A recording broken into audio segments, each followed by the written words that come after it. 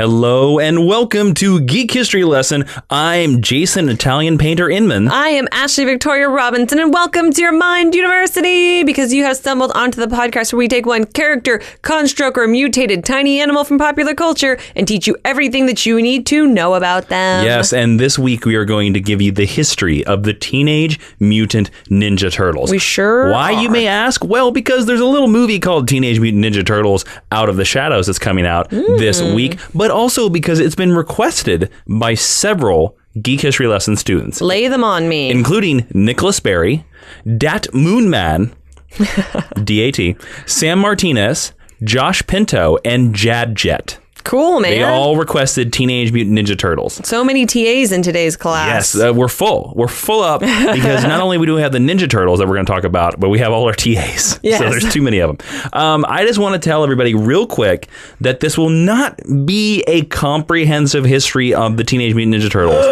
And I'm going to tell you why. Okay. Aren't you curious why, Ashley? I'm so tell me why, Jason. Because there have been 5 comic series, 5 TV series, that includes the cartoons, and a live-action series, and now there are 6 movies. There was a live-action TV series? Yes. We're going to talk about it a little bit. Great. A little bit. It's quite terrible, but we're going to talk about it a little bit. But we can't hit everything because this would be a 7-hour podcast. So we're just going to hit what I think are the most important parts. Cool. So, I defer to your discretion. I'm looking forward to this. Yes, and I'm a big fan of the Teenage Mutant Ninja Turtles. I grew up in the Teenage Mutant Ninja Turtles. You're going to find out my meet cute. But let's hop into the first section of our podcast, the 10-cent origin. Yes, the 10-cent origin is the part of the podcast where we tell you all the basic constructs, creators, power sets, and interesting facts that you know in case you go to a cocktail party and someone's like, yo, what's up with them turtles? What's up with them Teenage Mutant Ninja Turtles, yo? Yeah, exactly like that. All right. The Teenage Mutant Ninja Turtles publisher is Mirage Studios. Their first appearance was in Teenage Mutant Ninja Turtles #1 in May of 1984. Oh, they're little baby characters. Yep. They were created by Kevin Eastman and Peter Laird. And, of course, their base in the story is Manhattan. And the members of the Teenage Mutant Ninja Turtles, if you don't know, are Leonardo, Donatello, Michelangelo, and Raphael. So there you go. Famous Italian painters. Yep. And now let's move on to the Meet Cute. The Meet Cute is the part of the podcast where we take a turn from romantic comedy writing and tell you the first time we met these characters and how cute it was. Ashley, where did you first encounter the Teenage Mutant Ninja Turtles? I'm sure I watched the cartoon because I had a toy Donatello, and I have a very vivid memory of being 4 years old and coloring chalk in the driveway and holding the Donatello in my hand. Okay. And that's why he's my favorite turtle. But honestly, I haven't seen anything since my early childhood except I saw the movie in a second-run theater a couple years ago. Okay. So it's pretty. I'm pretty. You saw it in a. I thought the first time you watched the first movie was when I showed it to you. Oh no! I mean, no, you're right about that. I forgot about that. I mean the Michael Bay one. You're talking about the Michael Bay one. Oh, okay. The 1990 film was when I showed it to you on Blu-ray. Yes, that is correct. Got it. Okay. Around that time. Cool. So I'm Very pretty cool. new to the Turtles. How about you? What is your meet cute? I know for a fact that the first time that I made the Teenage Mutant Ninja Turtles was the 1987 cartoon, the first animated series, and I can even tell you the exact episode. Tell me. The episode is called "The Case of the Killer Pizzas." Now, let me tell you about the Case of the Killer Pizzas. Of course. There were these little alien eggs from Dimension X that the villains wanted to put on pizzas because they hoped that the turtles would eat them and that these aliens would kill the turtles. Ooh, that's violent. So the villains get 3 pizzas. And they deliver them to the turtles. But the turtles accidentally give one to April. And April goes and hangs out with this dude. And the dude microwaves the little alien egg. And it turns into a giant alien creature. Eventually, the turtles fight these creatures. And they even break out their turtle blimp to do it. I love the turtle blimp. And I remember watching this episode. That is my first memory of the Turtles specifically because I think it was one of the episodes that we had on VHS tape that I got from the library, so we watched it over and over. But one of my best Turtle memories actually is when my mother took me for my birthday to go see the first Teenage Mutant Ninja Turtles movie in 1990. It was the best Turtle birthday ever. Oh, that's so precious. So there you go. That's my meet cute for the Teenage Mutant Ninja Turtles. Well, all right, Professor Jason, let's pour on the U's and tie on our masks and train with some ninjamatics. in the History 101, the main meat of the lesson. Yes. Okay, so as I said, there is a lot to digest of the Teenage Mutant Ninja Turtles. There is, this is probably one of the more complicated lessons I've had to write. Okay. Because it's in so many different media. It's in movies, television shows, comics. So I'm going to kind of break this down by each section. Okay. And we're going to kind of go as far into it as I think we should go. So we're going to start with the publication history. Ooh, comic books. Okay. So the Teenage Mutant Ninja Turtles were birthed in a living room in front of a TV in New Hampshire. Okay. Now, Kevin Eastman and Peter Laird, they were both artists. And actually, Kevin Eastman had been a fan of Peter's. He'd seen some of his artwork, and he had asked him if they could hang out and draw and make a comic book together. Oh, that's cool.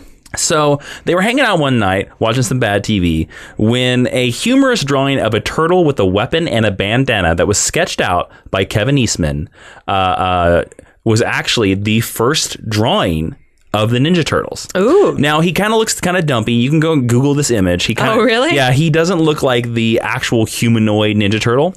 Now, Peter then drew another turtle in response to that first drawing, which then led to Kevin Eastman trying to top Peter by drawing 4 different turtles with different weapons and then putting on top of it Ninja Turtles. Now, Kevin Eastman then replied, why not call it Teenage Mutant Ninja Turtles? And then they decided that they had to make a comic book to explain the story behind that picture. That's really cool. I like that a lot. Using money from a tax refund, together with every responsible artist, together with a loan from Kevin Eastman's uncle, these young artists self-published a single-issue comic intended to parody 4 of the most popular comics of the early 1980s, including Marvel Comics' Daredevil, heck yeah, New Mutants, Dave Sims' Cerebus, and Cerebus, and Frank Miller's Ronin. Oh. Now, the book premiered in May of 1984 at a comic book convention in Portsmouth, New Hampshire. Or Portsmouth, New Hampshire. And it was printed in an oversized magazine-style format using black and white artwork on the cheapest newsprint they could afford. And it only had a print run of 3,275 copies. Those are some of now the most valuable comics that you can get your hands on. And they're basically falling apart because they were printed on newsprint. On the cheapest newspaper they could find. And they were self-stapled. But imagine that only 3,000 copies created this mega franchise. That's so cool. The odds of somebody important or somebody like huge seeing that comic was astronomical. That's why you go and hand out your ash cans, I guess.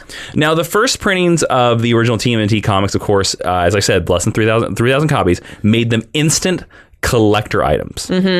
And within months, the books were trading at prices over 50 times their cover price. That's ridiculous. Now, Laird's newspaper experience led to the two of them creating a 4-page press kit, which included a story outline and artwork. They sent this press kit to 180 television and radio stations, as well as the Associated Press and the United Press International, which just goes to show you kids that marketing makes a difference. A huge difference, Now, this led to widespread press coverage of both the Teenage Mutant Ninja Turtles and Mirage Studios, the name that they gave themselves.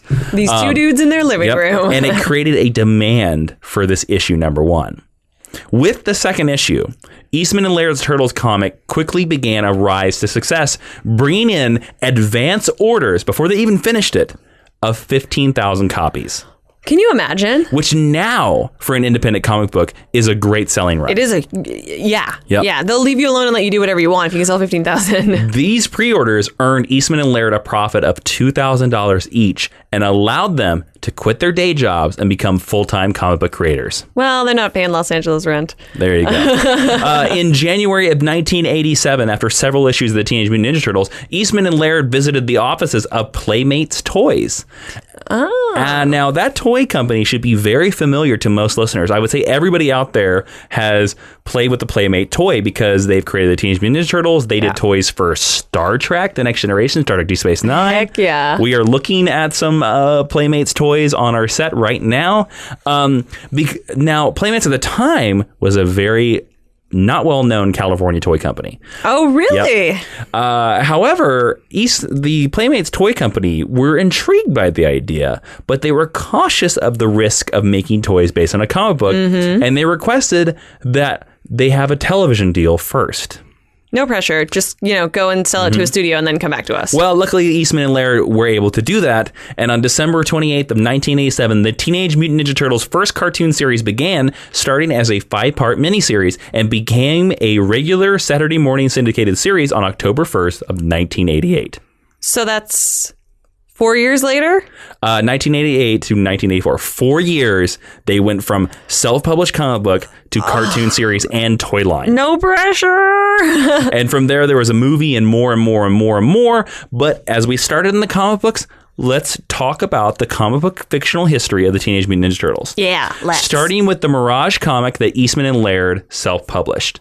Now, Teenage Mutant Ninja Turtles #1 opens with the Turtles battling 15 gun-toting thugs and basically beating the crap out of them in a New York City alley. Mm-hmm. Now, the Turtles head home in the sewer, and they find Master Splinter, their rat sensei, and they tell him of their victory. Mm-hmm. Splinter decrees that they are now ready to be told of their mission, a mission of retribution. Tell me more, Mako. Now, the sensei, Master Splinter, tells the Turtles, for the first time, their origins. And Splinter tells them that he was once the pet rat of Hamato Yoshi, said to be the greatest shadow warrior of his clan. His clan, of course, was known as the Foot. While watching his master Yoshi practice the art of combat, Splinter, the rat, would mimic his movements and eventually become as talented in ninjutsu as his human master. Oh yeah, ninjutsu, that's what it is. Splinter explains that Yoshi had a bitter rivalry with fellow clan member Oroku Nagi. Ooh. Now, most fans will tell you that Shredder is called Oroku Saki. In the original comic, Oroku Nagi. Interesting. Now, they competed fiercely in all things, even in matters of the heart. Dun, dun, dun. And they both fell in love with a beautiful girl named Tang Shen, but she only loved one of them in return. Which one? Hamato Yoshi. Woo! Of course. Now, Nagi became extremely jealous, and in one night, in a fit of rage, he went to Tang Shen's home and demanded that she only love him. Exactly. She refused, and Nagi began to beat her. Just then, Yoshi came upon them, and in a fit of red rage, he slew Nagi. Now, this was a shameful act in the eyes of their clan. Yes. As one member of a clan must never kill another. So Yoshi had two choices. He could either take his own life in ritual suicide, or hope for honor in the next life, or he could flee the clan and attempt to start a new life in exile. Well, I'm going to bet that it was the latter. Yep. Master Yoshi fled to New York City with Tang Shen, his rat Splinter, and a few of their possessions. And he started a martial arts school in New York, and everything went well for actually the years. They were kind of successful. Sounds like a nice little life they carved out. But in Japan, Nagi's brother Saki, remember I said Oroku Saki? Yes. Had sworn vengeance against Yoshi. Of course he the did. man who had killed his brother. His anger pushed him to become the premier ninja in the Foot Clan, and as a reward for his hard work and diligence, the clan sent him to New York City to lead the Big Apple's branch of the Foot Clan. And Saki recognized this as an opportunity for his chance to kill Hamato Yoshi. Interesting. Now, Saki quickly built the New York branch of the Foot Clan into a criminal powerhouse that involved many illegal activities, drug smuggling, running arms, and their specialty, assassination. Of course. One must specialize. But he never forgot his goal of killing Hamato Yoshi. Oh, right. Focus. So, while Yoshi was away at work, Oroku Saki broke into his apartment and murdered Tang Shen. No. And Saki waited until Hamato Yoshi returned home. Now, as Hamato Yoshi walked through the door, he saw his dead wife and her murderer, Oroku Saki, who then proclaimed himself to be the Shredder. And a great fight broke out, and Splinter's cage was broken, freeing him. And eventually, the youthful Shredder bettered his older Hamato Yoshi, and Hamato Yoshi was killed as well. Angered over the death of his master, Splinter fled to the alleys and lived off the garbage scraps. Until the day when a truck labeled TCRI drove by and a strange canister flew out of its hold. The container struck a young man in the head and then bounced off the pavement and smashed into a boy's aquarium filled with 4 baby turtles. What little turtles? The shattered glass canister and turtles all fell into an open manhole cover, dropping into the sewers below. Now, this metal container had a strange chemical in it, and when it hit the floor of the sewer, it broke, bathing the turtles in a glowing ooze. Splinter was was curious. He went to see what had become of these turtles, and he collected them into a coffee can and cleaned the goo off of them as best he could. Now, the next day, the wise rat found that him and his turtles had been mutating and became more and more human-like with each day. Eventually, the turtles spoke, and Splinter began to set his own plan of vengeance into motion, and he began training the turtles in the art of ninjutsu that he had learned from Hamato Yoshi, and he named each turtle after a famous Renaissance artist whose names he had found in an old book that he had found in the sewer. And of course, those names are, Ashley? Donatello, Raphael, Michelangelo, and Leonardo. Yes. This is an extensive origin story. And after hearing the tale of their origin, the TMNT knew what they must do. They had to avenge the death of Splinter's master Yoshi. They had to defeat the Shredder in mortal combat. Now, Raphael, of course, he's a little bit, he's cool but crude, right? If you remember that's what they say. He decided to go rogue and deliver a message to Saki personally. Okay. Which is typical for a moody Raphael. And the message demanded that Saki meet the turtles on the rooftop to duel to the death in the name of honor. Heck yeah. Now, the Shredder, he brings many Foot Clan members with him, and a great battle between the turtles and the Foot Clan erupts, and the turtles beat all the Foot Clan, forcing Shredder into singular combat. Now, the fight is very close. Okay. But the turtles use teamwork to beat Oroku Saki, now known as the Shredder. Heck yeah. And once the TMNT have defeated Shredder, they demand that he commit seppuku to regain the honor he'd lost when he murdered Yoshi. Of course, ritual suicide. Yes. Now, Saki refuses and displays a thermite grenade that he concealed inside his costume. Well, that was lucky. And the Shredder vows that if he is to die, he will take the turtles with him. No. Donatello saves the day by throwing his bow staff into Saki's jaw, knocking him and the grenade from the rooftop. And as the Shredder falls, the turtles rush to the edge of the building, seeing the handheld bomb go off in a blinding flash. The turtles have performed the task that Splinter had trained them for, or have they? Dun, dun, dun. Dun, dun, dun. But this all seems very familiar to the very first Teenage Mutant Ninja Turtles movie, correct? It does. But of course, there are more issues. Wait, what? Yeah, more issues. Issue number 2 introduces April O'Neil. Who is April O'Neil, Ashley? April O'Neil is a New York news girl, or that's what she wants to be? Incorrect! Oh. In the Mirage... Well, you're correct for later versions. You are correct. But you're not correct for the Mirage Comics version. In this version, she is actually the scientist assistant of Baxter Stockman. Now, he turns into a bug. Yep. Now, Baxter... That's the only thing I know about But in him. this comic, Baxter Stockman is a scientist who is building a rodent-killing robot called a Mouser. Now, April eventually learns that Baxter Stockman has been sending the Mousers to rob banks. She gets in some trouble. The turtles rescue her. They take her back to their sewer, so of course they can tell her their origin story, like you do. And April decides to help stop the Mousers. They go back to the building. They get trapped the last second, only to turn the power off to the building and all the Mousers. And then the characters are shocked to see what happens, Ashley. What do you think the characters are shocked to see what happens? At this point, I have no idea. Everything's on fire. No, the issue just ends. How many pages are your issues? There's so much happening. Issue number 3, the turtles return to their lair to find that Splinter is gone. He's been look at them. Yep, he's been fighting the Mousers, and he's about to get his butt kicked, so he's wandering out into the sewers, and the Mousers eventually just leave him alone.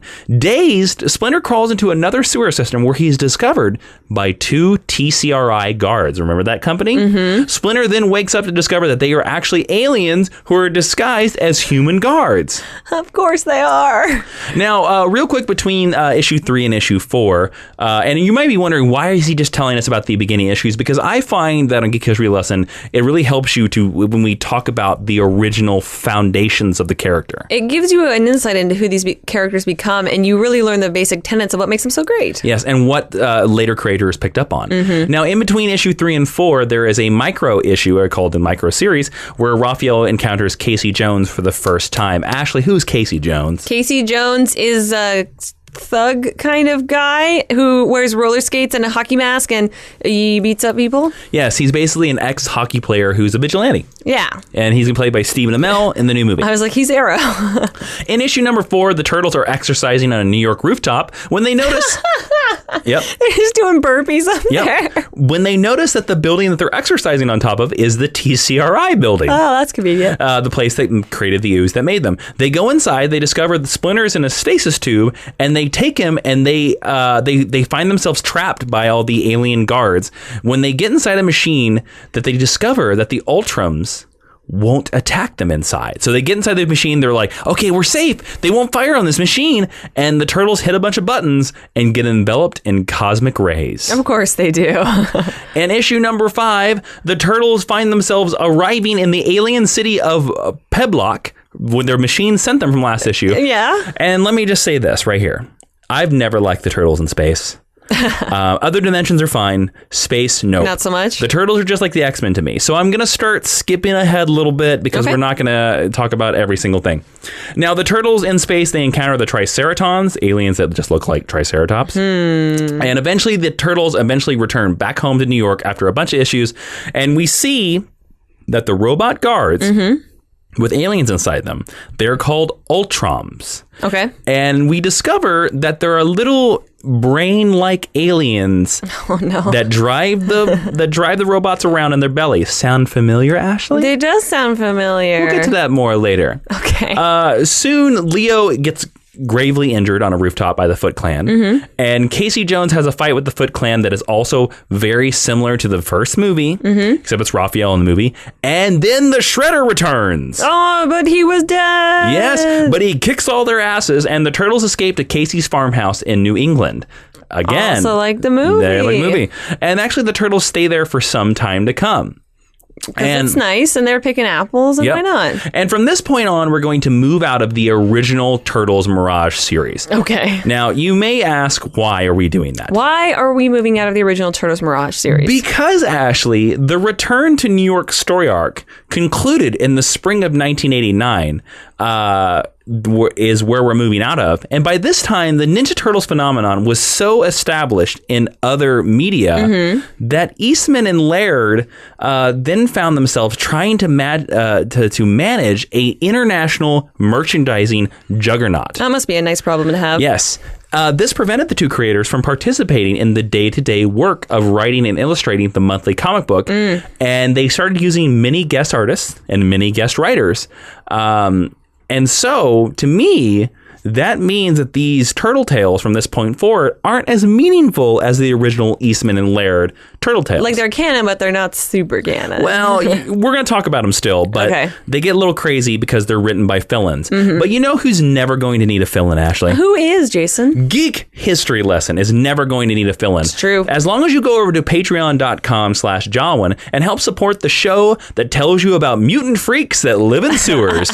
Now, for $3 of support, let me just tell you, you'll never live in a sewer, but you'll get to hear our episodes early. What? And for $5 support a month, you get to listen to our exclusive podcast, Geek History Lesson Extra, which is more talk about the topics on the shows that we cover. So it's more turtles. Woo! For $5 a month. So head on over to patreon.com/Jawin and you can support this show. And if we had everyone that downloaded this show donate at our Patreon just $1, by God, we'd have Geek History Lesson Animated.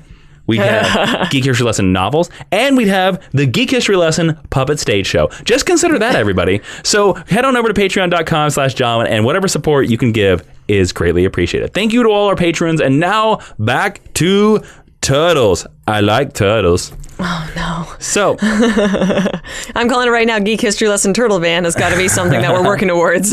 So as I said, a bunch of fill-in artists on the title happened. Yes. And Teenage Mutant Ninja Turtles comic basically became an anthology title. Okay, that's cool. So after a 13-part story arc entitled City at War, beginning at issue number 50, which actually was the first issue to be completely written and illustrated by both Eastman and Laird since issue number 11. Wow. Now, both City at War and Volume 1 of the Mirage Studios series concluded with the publication of issue number 62 in August of 1993. Wow, so almost 10 years later. Yep. Now, Mirage launched a Volume 2 that only lasted 13 issues. It's basically forgettable and nobody talks about it, and it's not considered canon. So we're going to move on to Volume 3. Yay, 3! And Eric Larson came onto the series. Wait, what? Who's Eric Larson, Ashley? Eric Larson is this Image guy. He does Savage Dragon. Yep, the creator of the Savage Dragon. And he still, to this day, publishes Savage Dragon, which is pretty cool. He also did some big Spider-Man runs, X-Men runs, stuff like that. Now, with the publication of the third volume, Turtles came under the Image Comics banner. The 23 issues were written by Gary Carlson and drawn by Frank Fosco. The volume was notable because it had very intense action, while it inflicted major physical changes on the Turtles themselves. Ooh, I don't like the sound of that. Leonardo lost a hand. Okay. Raphael's face became scarred. Okay. Splinter became a bat. What? Donatello became a cyborg. And in a startling plot twist, Raphael even took on the identity of the Shredder and assumed leadership of the Foot. Why? Why? Just go with it. I'm not asking you because there's an answer. Yep. Just why? With Volume 3, the Turtles were incorporated into the full Image universe, which provided plenty of crossovers, including characters and himself from the Savage Dragon series. Oh, yes. Savage Dragon. The series ceased publication in 1999, and it was no longer considered part of the official TMNT canon due to the fact and lack of desire by co-creator Peter Laird to actually follow up the material where Leonardo only has one hand. Oh, great. So, that's the thing. That's the sticking point. The series was then relaunched in Volume 4 by Peter Laird and Jim Lawson in a series called TMNT in December of 2001.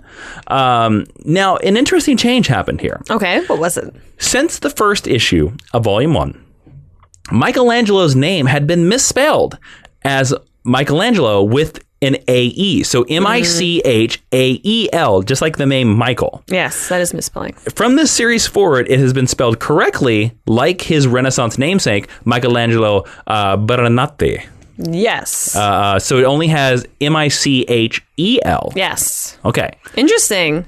Yeah, so Peter Laird was finally like, I'm actually going to spell this right. That's what happens when you don't work with an editor. Yep.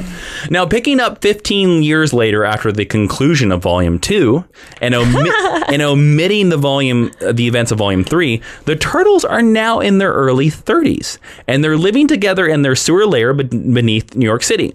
April and Casey have been married for some time, and they actually remain in contact with the Turtles. That's cool. Splinter continues to live on the Northampton farmhouse. Great. Where he's actually become a grandfather to Casey's teenage daughter, Shadow. Oh, that's interesting. Now, the Ultrons, remember them, the aliens and the robots, yes. they returned to Earth in a very public arrival, subsequently establishing a peaceful base in the upper New York Bay. Okay. And since their arrival, the aliens and other bizarre life forms, like the Turtles, have now become accepted in public society. Oh, so they can go outside. So the Turtles can now freely roam among the world of aliens, although they have to pretend to be aliens. Rather than teenage mutant, middle-aged mutant Ninja Turtles. Yep, but that series, of course, ended once Viacom, Paramount, purchased the Turtles. Oh, the conglomerates. So now let's talk about the animated shows. Now, Ashley, how much do you remember of the first 1987 Ninja Turtles animated show? Almost nothing. Virtually not. Have you never seen an episode? I think, like I said, I think I saw them as a kid, but I can't remember any of it. Okay. Well, the show was in Saturday morning syndication from October 1st, 1988 to September 9th, 1989, and it was an instant hit. Well, unless there were repeats, those were both before I was born. All right. The show was expanded to 5 days a week and aired weekday afternoons in syndication in most markets from September 1989 to 1993. Oh, there we go. I would have seen that probably. And starting on... in 1990, the show began its secondary run in CBS's Saturday morning lineup with a 60-minute block, airing 2 episodes back-to-back. 60 minutes of Turtles. There would also be brief Turtle Tip segments in between the 2 episodes, which served as a PSA about the environment and other issues. Stop. That's amazing. And the series ran until November 2nd, 1996, when it aired its final episode. Oh. Now, here's a basic rundown of the first animated show. Okay.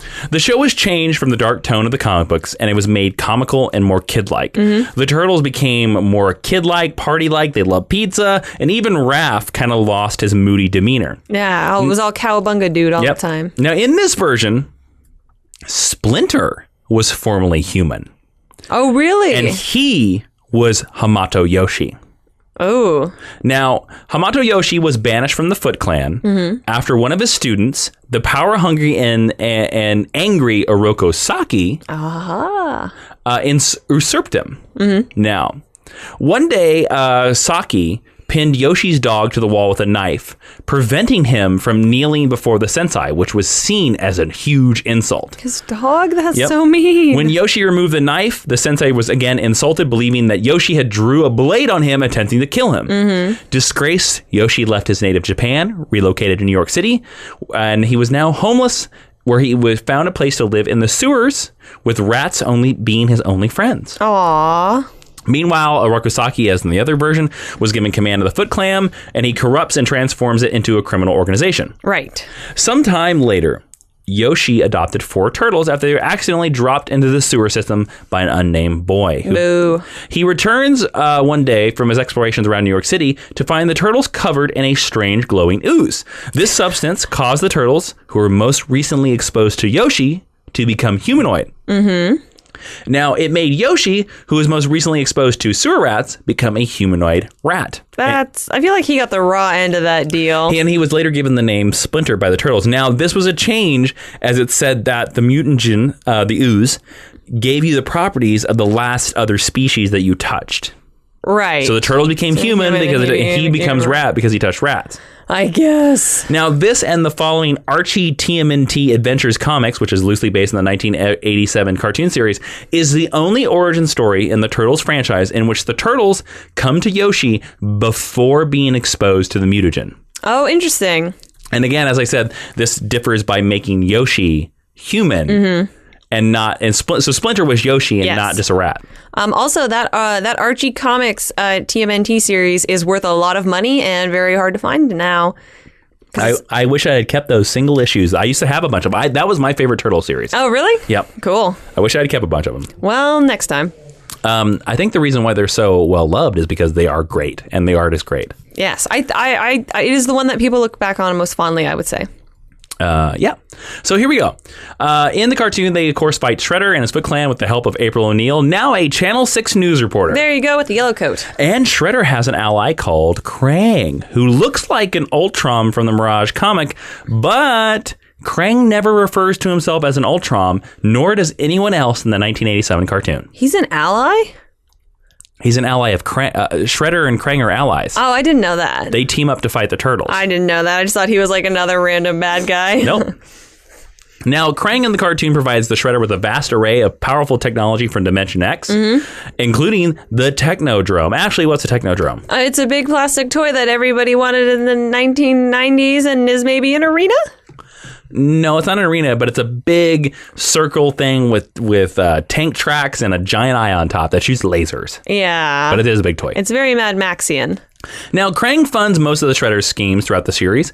In fact, in exchange for building Krang a powerful new android body, which Shredder does at the end of season 1, that's actually the big pink robot guy that Krang sits in. Yeah. And that I hope we see in the new Out of Shadows movie. Ooh, I don't. Another addition in the cartoon is the addition of Bebop and Rocksteady, who are 2 street thugs who are mutated into a human warthog and rhinoceros after being exposed to Shredder's mutagen and the animals who were stolen from the zoo. Oh, I was like, I wonder what the in-story reason is for why they turned into those animals. Because they stole those 2 animals from the shoe. Yeah. And Baxter Stockman has changed. He's an inventor who's briefly employed by Shredder until he's sent to Dimension X, where he's accidentally transformed into a big mutant fly by Krang, who actually intended to execute him. And ever since then, Baxter Stockman has sought revenge against the Turtles and Shredder and Krang for his transformation. Do you think he rubs his hands together like a tiny criminal? We can only hope. I do hope. Now, there are 7 seasons of adventures. Are there really? Yep, and including some episodes that involve the Turtles getting themselves and the city out of a mess that the Turtles actually caused. And usually Michelangelo or Donatello. Michelangelo does something stupid, Donatello builds a stupid machine. Hey, so back off Donatello. But in season 8, everything changed. Okay, why did it change? Well, they got a new theme song. Okay. And the new theme song showed footage from the first Teenage Mutant Ninja Turtles movie. Oh, okay. And the show entered what is called its Red Sky period. Now, it's called that because the red sky is shown. A red sky is shown in the opening credits, and also the red sky is shown during all outside scenes, which was actually commonplace during newer action-oriented children's programming at the time. That seems aggressive. Now, the show also changed. Okay. The animation became darker. and it got a more ominous tone. And the series' main antagonists, Shredder, Krang, Bebop, and Rocksteady, who had then up to then been basically inept villains, cartoony bad guys, were actually portrayed as more menacing. Okay. The Turtles likewise underwent a few changes. Their personalities mostly remained the same, although their demeanor became more serious and determined. Michelangelo, for example, he basically didn't obsess over pizza anymore, and he wasn't a goof-off. And Raphael, who he made a lot less lighthearted fourth wall breaking jokes far less often. And in contrast to earlier episodes where the Turtles would spend most of their time training, relaxing, partying, eating pizza, or only encountering a threat when it arises, the Turtles now spent all of their free time devoted to tracking down Shredder, Krang, or the new villain, Lord Dreg. Oh, so they're more like vigilantes. Yes. Let's just say that this was not a good time for the show, and I actually specifically remember this change. Do you really? I do. I remember when the Turtles theme song went from Teenage Mutant Ninja Turtles, and then it changes to the theme song is just a slower version. It goes Teenage Mutant Ninja Turtles. Teenage that's weird. Mutant, and then like the it's basically the same lyrics, but in between it, like instead of Raphael is cool at crude, they're just like Raphael is cool but crude, like it's like that. You make it seem like it's a croonery version of the song. It's kind of a slow motion version song, and it's weird because, like I said, they flash cut to footage from the original movie, which I, as a fan, I liked seeing the original movie in the credits, but the theme song just sucked. But you can sort of understand it from that branding standpoint, like you're trying to get as many people involved in as much of the product, but it seems like it was a mistake. Well, it also seems like I think the writers were probably like, we've ridden this dead horse as far as we can ride it. I mean, 7 seasons of a cartoon is a long time. So let's just say that at the end of the 7th season, before this changed, the Turtles sent the Technodrome through a portal into Dimension X, but without Shredder or Krang. Oh. As a result, the villains are now stranded on Earth without any weapons or power, and they are forced to work out of an old science building until they can find a way back into Dimension X and retrieve the Technodrome. Ooh. Now, the Turtles, they took advantage of the situation, actually, in Season 8, and they relentlessly pursued their arch enemies in an effort to end their schemes once and for all. Okay. Eventually, Shredder and Krang, along with Bebop and Rocksteady, they built a new portal into Dimension X. They reclaimed the Technodrome. Yay. And although the Turtles managed to track them down at the end of Season 8, the Turtles finally banished Shredder, Krang, Bebop, and Rocksteady to Dimension X by destroying the engines and the dimensional portal on the Technodrome. Wow. Yep. Good for them. Although the Turtles in the future are able to use this portal at least twice for reasons unexplained. Okay, because whatever, it's a cartoon. So they're trapped in Dimension X, right? Okay, And they're never coming back. Yeah, They're never coming back. Never ever. Why would they ever come back? From Season 9 onwards, a new villain called Lord Dreg, he's voiced by Tony Jay. He's an evil alien warlord from Dimension X. He's the new chief villain. Okay. And he actually begins a propaganda campaign against the Turtles, turning the general populace against the Turtles and in favor of Lord Dreg. I hope that he does it by sitting in his living room and making his own comic book and disseminating it to the world. Let's hope.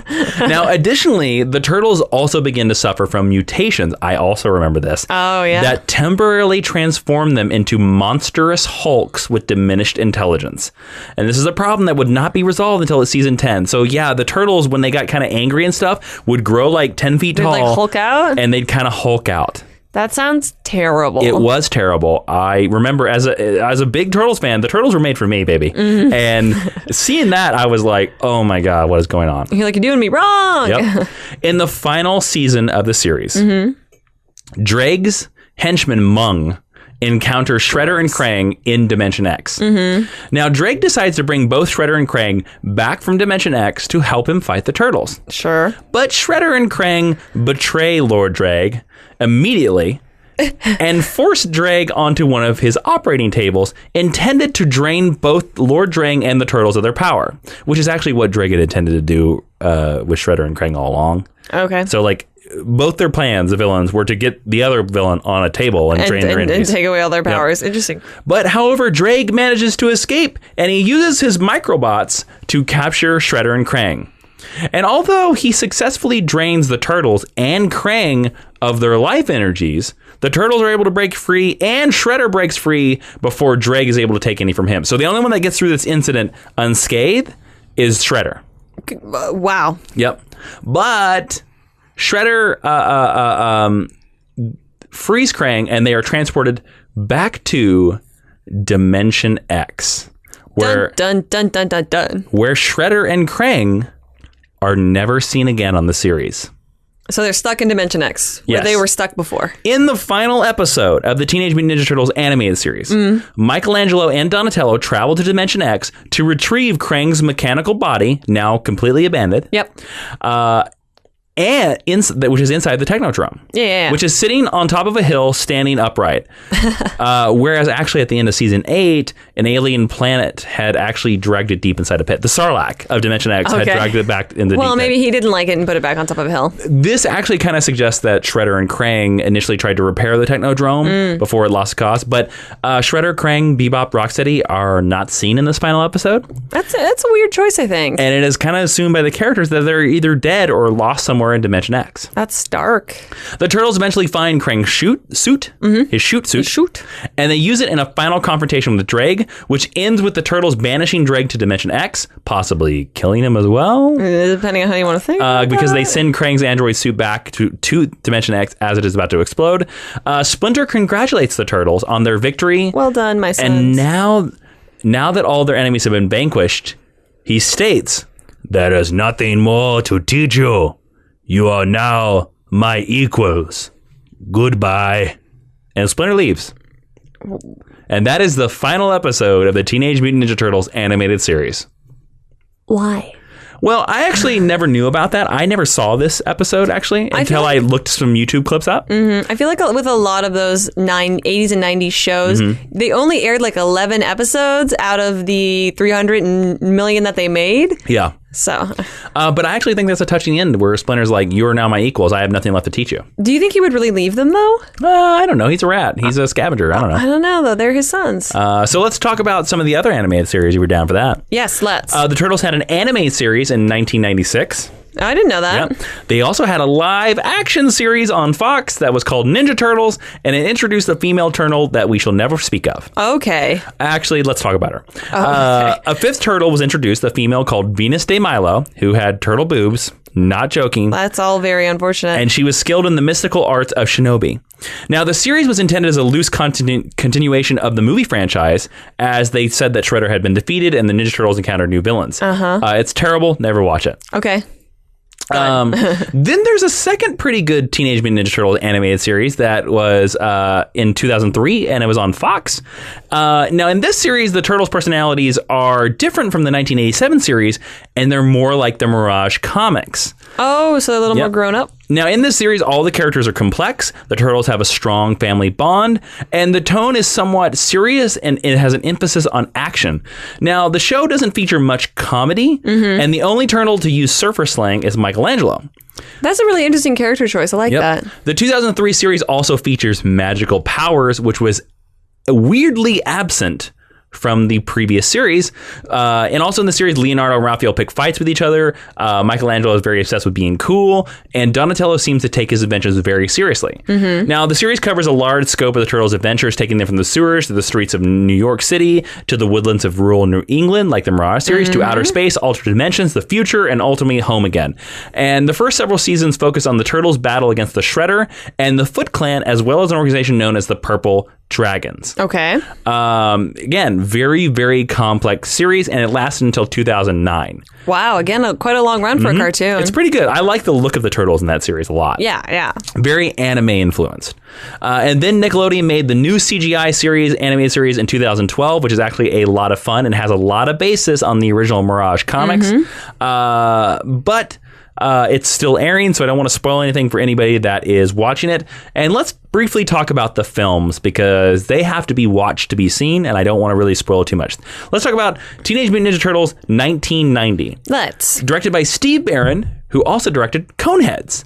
Now, this one closely follows the origin of the Mirage comic books, tells the origin story of Splinter and the Turtles and their initial encounters with April O'Neil and Casey Jones, and their first confrontation with the Shredder. It is the only Teenage Mutant Ninja Turtles film, besides the 2014 one, that has swear words. Yep. It is released by New Line Cinema, and the film showcases innovative puppetry techniques of Jim Henson's Creature Shop. Yeah, that's why it still holds up. Yep, and I introduced you to this movie. What are your thoughts on this movie? So, as someone who is not, shall we say, a diehard Turtles fan, I think that it's a really solid movie. It holds up. It's a little bit goofy. Yep. But I think if you just go in there knowing that it had a very wide market and that there were kids going to see it, it's really easy to get over that stuff. The guy who plays Casey Jones, I can't remember the actor's name, he's great. He's a lot of fun to watch. And like I said, the puppetry, I guess, or the animatronics. Yeah, it's puppetry. more accurately. It's an art unto itself. They're very expressive, and that's kind of, I think, the most impressive thing about it is the Turtles. Also, at one time, it was also the highest grossing independent film of all time. Yes, it was. It was what launched New Line's existence, really. And fun fact, the actor who voices Raphael is the only actor who also wore the suit. I did not know that. Yep. Now let's move on to the second movie, Teenage Mutant Ninja Turtles 2, The Secret of the Ooze in 1991. Now this expands on the Turtles' origin story while also having the film debut of Vanilla Ice. Okay. Yes, it has a musical number in it. Go Ninja, Go Ninja, Go. Yes, and it is much maligned. It's a terrible movie. The film was dedicated to puppeteer Jim Henson, as he had died by the time of this movie. Yes. It also introduced the Turtles' human friend Kino, played by Ernie Reyes Jr., who was actually the actor who was the suit of Donatello in the first movie. Oh, so he got a good end of the deal out of that? They liked him so much, they decided to make a part for him. That's cool. And the introduction of Shredder's mutant henchmen Toka and Razor, who are low-rent Bebop and Rocksteadies. It's a dog and a giant turtle. So for whatever reason, they either couldn't get the rights or didn't want to use Bebop and Rocksteady? Well, I'm actually going to tell you exactly why. Oh, great. Originally, the studio wanted Bebop and Rocksteady from the cartoon to appear. However, Kevin Eastman and Peter Laird were not in favor of it, partially due to having to go through so many legal clearances for the character. So Razor and Toka were created, which I think was a stupid choice. Well, but then you might have had really crappy versions of Bebop and Rocksteady, so it's kind of... That's true. It's choosing between two evils, really. Unlike the first film, this sequel barely shows the Turtles using their weapons. Yeah. They instead fight barefisted for most of the film in an attempt to tone down the violence, which is something that Jim Henson said after he saw the first movie, that how violent it was. Yes, because he was somewhat of a pacifist. Yes.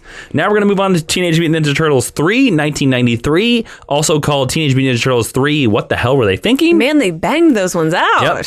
The film features Elias Koteas reprising his role as Casey Jones. Casey Jones was not in the second movie. There you go. That's nice. This plot revolves around the sacred sands of time, a mystical scepter which transports the turtles back in time to feudal Japan, where they become embroiled in a conflict between a daimyo and a group of rebellious villagers. Hey, I don't know if you sounded disappointed enough in your tone. Also, what's so disappointing about it is that this movie does not use the Jim Henson puppetry. Yes. Puppetry, and the suits look terrible. Awful. They look terrible. Although it's currently available for streaming on Netflix. Yay! Then there's a feature animated film that was released in movies called TMNT in 2007. Yeah. Written and directed by Kevin Monroe. It's fully CGI.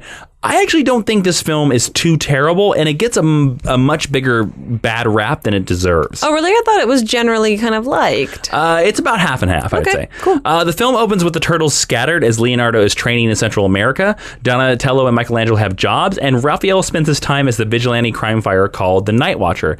Leonardo returns to New York City due to events surrounding a series of monsters being hunted by the mysterious businessman called Max Winters, and tensions rise between Raphael and Leonardo over who should lead the team. The Foot Clan appear, and Kari, the daughter of Shredder, leads them. While not strictly keeping to the continuity of the prior films, it does include references to the prior three films in a scene near the end. I kind of take it that they kind of say that the first film happened and 2 and 3 didn't. Yeah. Patrick Stewart voices the villain. Chris Evans voices Casey Jones. And Mako voices Splinter. Wow, that's kind of an all-star cast. It has a really, really cool fight sequences in it. And I think the turtles mostly look really cool. And there's a really cool fight between Raphael and Leonardo. Again, I think this film gets a much bigger bad rap. I think it's because the turtles are fighting magic creatures. Yeah. The villains aren't cool, but everything else about it I think is really neat. So definitely worth checking out. If you're a Turtles fan, you should watch that movie. Cool. And then we enter the Michael Bay period. There you go. The Teenage Mutant Ninja Turtles 2014 film was directed by Jonathan Leesman, and it stars Megan Fox as April O'Neil. Great actress Megan Fox. Yeah. Motion capture CGI was used for the Turtles. What little plot there is in this movie is used to explain that April had the Turtles for pets and her dad was involved with their mutation. Yeah. And now there is a sequel to that movie called Out of the Shadows, starring Stephen Amell as Casey Jones, and it has Krang and the Technodrome and Bebop and Rocksteady in it. So it could be cool, but I haven't seen it yet, so let's hope. Yeah, but you actually sound really enthused when you talk about it. I hope it's good. I'm going to see it. It has the potential to be cool. Before we, that's it for Teenage Mutant Ninja Turtles, but before we go to recommended reading, I want to tell you about the Turtles movies that almost were. Oh my God. Please do. And Ashley, tell me if any of these are interesting. I want you to tell me, would you see it or not see it? Okay. Now, Kevin Eastman, here's the first one, was working on a fourth Ninja Turtles film between 1995 and 1997 called Teenage Mutant Ninja Turtles 4: The Next Mutation, or Teenage Mutant Ninja Turtles 4: The Foot Walks Again. It would have showed a fifth turtle named Kirby, but also featured Shredder, Spider, Nano Spider, Super Shredder, Casey, and other people, including Evil April. The main concept behind the film was to have the Turtles undergo a second mutation due to the mutagen in the hero's bloodstream beginning to change with age, giving them new abilities and new problems. And the film would again revolve around the return of the Shredder and how he proceeds to rebuild the Foot Empire. So, TMNT 4, The Next Mutation, would you see it or not see it? I don't think I would see it unless the new Ninja Turtle Kirby had some pretty cool stuff in the trailer. Okay. Because it seems like rehashing old ground, but I do love a sidekick. Let's also talk about Kevin Monroe's CGI sequel to TMNT. Now, he wanted to actually make a trilogy around the return of the Shredder. I'm surprised it didn't happen. And his TMNT 2 would have loosely adapted the Turtles' 13-part comic book series called City at War. Michelangelo would have felt rejected by the Turtle brothers and joined the Foot Clan, and the Turtles would have traveled to Japan and crossed paths with Kari, the daughter of Shredder, and Shredder. Would you have seen this or not seen this movie? I would have seen this one, yeah. Okay, why? I'd like the idea of taking them out of New York City. Like, I understand that there are characters that are very intrinsically of where they're from, but since you're exploring Japanese culture through this American lens, why not take them to Japan? I think that's a cool idea that was unfortunately done really poorly. Well, let's see. If you would have gone and seen TMNT 2 by Kevin Monroe, he would have been able to make TMNT 3, and I have what that's about. Okay. TMNT 3 would have featured the Triceratons. Remember those Triceratop aliens? As well as the Technodrome's arrival from Dimension X. Monroe wanted Michael Clark Duncan to voice the Triceratons leader, Commander Mozar. And in an interview, Peter Laird stated that he was interested in the idea of the next film to be a live-action CGI hybrid film, with the Turtles being rendered in CGI and Sarah Michelle Gellar, who voiced April, and Chris Evans, who voiced Casey Jones, reprising their TMNT roles in live action. Now, would you have seen TMNT 3 or not? Would Michael Clark Duncan have been in the live-action version? No, he would have been a CGI Triceratops. No. Oh, that's disappointing. Kevin Monroe is disappointed in you. I would not have. There's many things in that I do not like. All right. And that's it. That's the entire Teenage Mutant Ninja Turtles lesson. I can't believe that those three movies didn't get made, but the first Michael Bay movie got made. And the Michael Bay movie got a sequel. He was like, it was April's got some turtles, and they were like, green light! All right. Now let's move on to recommended reading. Yes, where Jason, as our professor of the day, is going to recommend stuff that we read. And don't forget, you can find all this recommended reading if you want to read along with the Turtles at geekhistorylesson.com/recommended reading. You'll see the pictures of the book. You can click on the books. It'll take you to Amazon. You can buy those books, and every dollar you spend on Amazon through that link helps us with the podcast and server costs and Teenage Mutant Ninja Ooze prevention costs. Thank you in advance. Right off the bat, number one, there is a volume 1 of TMNT Adventures. This is the Archie comic book that ties into the cartoon series. It's based on the animated series continuity. This is My Turtles comic books, and it has some amazing storylines in it. So if you want to read a Turtles comic book, to me, this is it. This is the one. Yep. There's also a Teenage Mutant Ninja Turtles The Ultimate Collection Volume 1. This is a hardcover collection of the Mirage Studios issues 1 through 7, along with the Raphael one-shot. Oh, cool. I didn't know if they'd been reprinted or not. Yep. And it has over 300 pages. These are the first issues. So if you want to read where the Turtles came from, this is the collection to get it from. Yeah, but they all have red masks. There is also Batman TMNT, which is a very fun story, which is written by Geek History Lesson guest James Tynan. This trade paperback doesn't come out till July, but it's a fun combining the world, and it's neat to see the Batman meet the Turtles, and Batman fights the Shredder. And if you want to see a little taste of that, over on youtube.com/Jawan, there's a little reading. There, we did a reading comics. It's called Batman Teenage Mutant Ninja Turtles #3. Yep.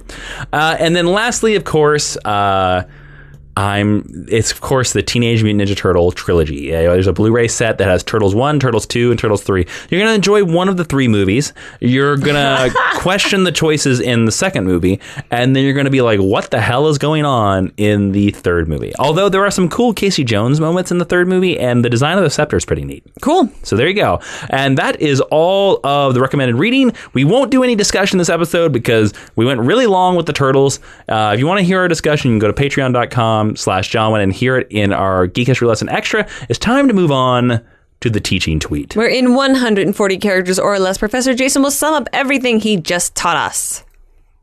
The coolest cartoon theme song ever. Turtles in a half shell, turtle power, hashtag Teenage Mutant Ninja Turtles forever.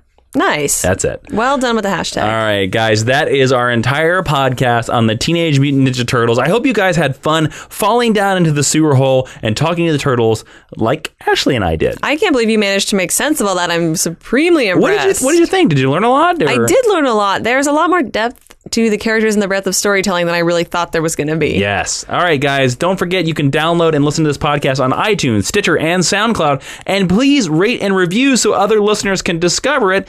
Listeners like this awesome review on iTunes by Robbie Cusella.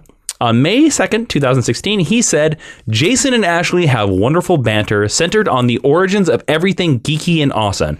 A must listen for new fans to comics. Thank you for that review, Robbie. Oh, thank you so much. We wanted to let you know we'll be reading more and more of these as the weeks go forward. So you want to be read on the podcast by us, you should go into iTunes and give us a review. Heck yeah. Now, Ashley, if they want to suggest future lessons, like possibly on Bebop and Rocksteady or the Foot Clan, where could they do that? They could do that on Facebook.com/Geek History Lesson. All the ways to traditionally contact us there are open, or on GeekHistoryLesson.com, which has 2 different modes to contact us. That's right. And you can complain to me on Twitter at Jawin, Jawin, and they can complain to Ashley on Twitter at Ashley V. Robinson. All right, that is it for this episode of Geek History Lesson Extra, or at Geek History Lesson Normal. If I'm just saying, if you want more, you need more extra. I'm excited to talk about the extra. We got a good topic, guys. It's basically what your favorite Ninja Turtle says about you. Ooh, interesting. Yeah. So we're going to talk about that over at patreon.com/Jawan. Thank you all for listening to this episode. I'm Jason Red Bandana Inman. I am Ashley Victoria Robinson, and Professor Jason, in your half shell, will you please dismiss the class and our plethora of TAs? Class, I have always liked Cowabunga. Ha ha ha ha. I made a funny. Class dismissed.